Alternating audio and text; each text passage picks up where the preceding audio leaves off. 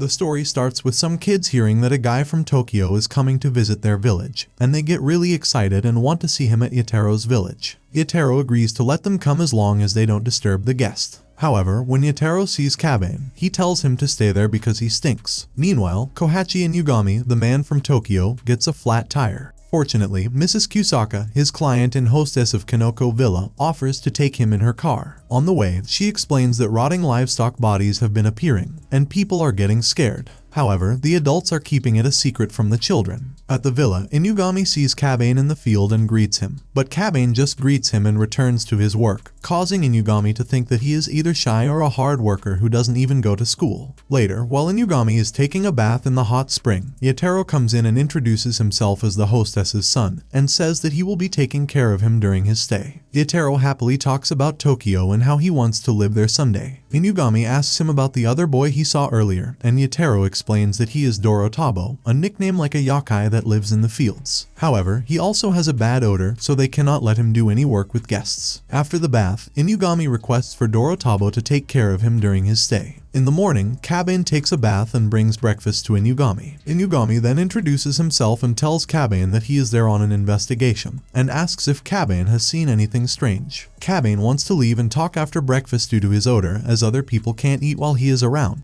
but Inugami says he doesn't mind it. Kabane guesses that the investigation is about the rotting corpses and explains that he is in charge of disposing of them, but they always appear after the new moon. Kabane says that in 5 days, there will be a new moon. Inugami decides to stay and starts helping with Kabane's daily work. While Inugami was working in the field, he noticed the stone around Kabane's neck. Kabane tells him that it probably belonged to his parents, and they gave it to him when he was abandoned. Inugami wants to inspect it and realizes that it is a rare life stone, which is only formed under special circumstances. As it's precious, his parents wouldn't have left it on him, which means he wasn't abandoned. Inugami asks Kabane if he wishes to meet his parents. Kabane wasn't entirely sure, but he guessed he might want to see them. On the night of the new moon, while Kabane is waiting for Inugami, Yatero approaches Kabane and blames him for ruining his chances of going to Tokyo. Then he pulls the lifestone from Kabane's neck. Kabane then punches Yatero, and after removing the lifestone, Kabane starts to transform into a monster and wants the lifestone back.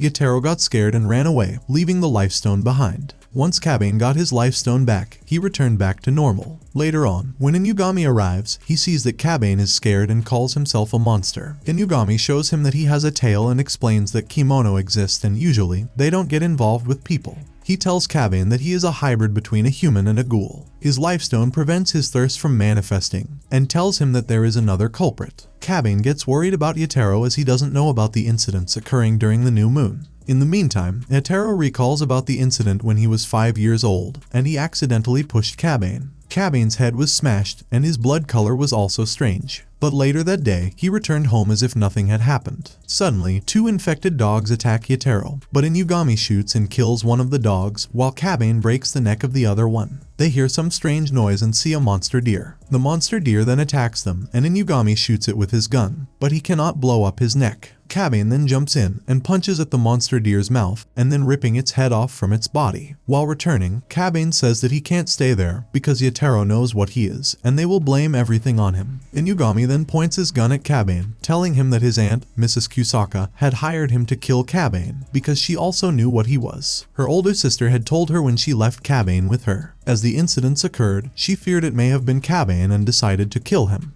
Even though the culprit is dead, she won't believe that it's not Kabane. Kabane understands and accepts it. Inugami asks him about his name and if he wishes to see his parents, but Kabane denies it and tells him to shoot, after which Inugami shoots him in the head. Inugami shows Kabane's body to Mrs. Kusaka and tells her that he will dispose of the body. Kabane later wakes up in Inugami's car, and Inugami tells him that he is a ghoul and can't die, but Dorotabo is dead. Inugami takes Kabane to his counseling office and gives him some clothes. While Kabane changes his clothes, 2 other boys come in and wonder who he is. And that's the end of the video. If you enjoyed watching it, please consider subscribing to the channel. I'll be uploading more videos just like this, so I'll see you at the next one.